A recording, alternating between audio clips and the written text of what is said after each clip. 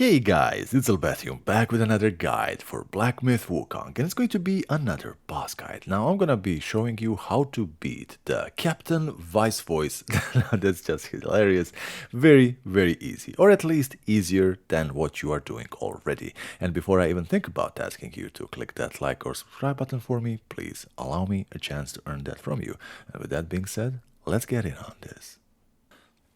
Okay, so let's do this, and the build I'm using in this video I'm gonna be linking at the end because it makes no sense to repeat it all the time. Once I do something different, you guys are gonna know. From the very beginning of the boss fight, you can actually run at this guy. Now you can ignore that thin laser show and then be ready for this delay, because if this hits you, this is actually gonna hurt. So a second and a half and then dodge.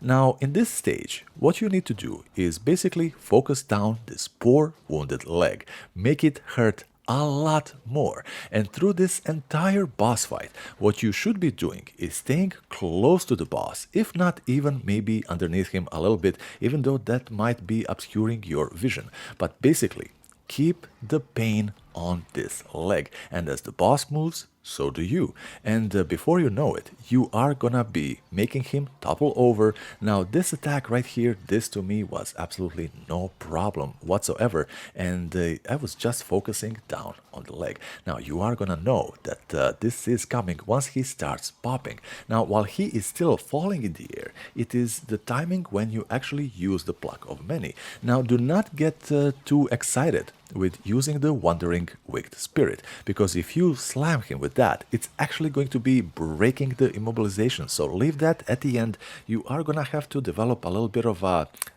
feeling for this. Now this attack, even though it hit me, it did catch me kind of off guard, but it is basically an attack that spreads in a circle and you just jump over it. Now to negate these attacks that he is just going crazy, I am yet again simply near the boss, underneath him, and yet again he is falling down defenseless. I'm sorry about that. Again, now we don't really have a lot of firepower, but you can still cause major hurt here. Now he does have one absolutely obnoxious, awful attack, and it is coming just now. And the only way to counter this attack, and you're gonna know this attack is coming once you see his front legs, both of them light up. You cannot, at least I wasn't able to, dodge it, jump over it, use the rock formation to parry, nothing. The only way I saw that worked for this was get underneath him and go to behind him. This is quite literally the only way I managed to avoid this, and it is such an awful attack. My goodness. Now, once he does have this little bit of HP, you still can pretty much get him over the line by hitting the poor leg. Once he does this type of light show, you do not need to worry about the thin lasers, and you do not need to actually worry about sprinting here. You can just casually run. Conserve your stamina here, and should you need it, simply dodge.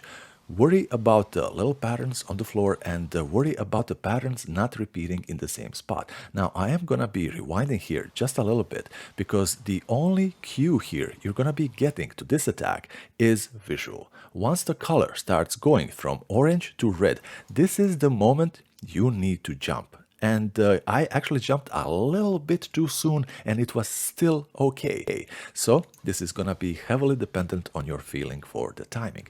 Now I say again, once he does have this little bit of HP, maybe you can use your for transformation to be closing in the distance, so you are always standing close to the guy. And guys, it is pretty much just that. Hopefully guys, this helps you. It's a really odd boss. It is deceptively it can be difficult, it can be easy depending on when you come here. And let me know in the comments guys. I will be seeing you in the next one. Bye bye.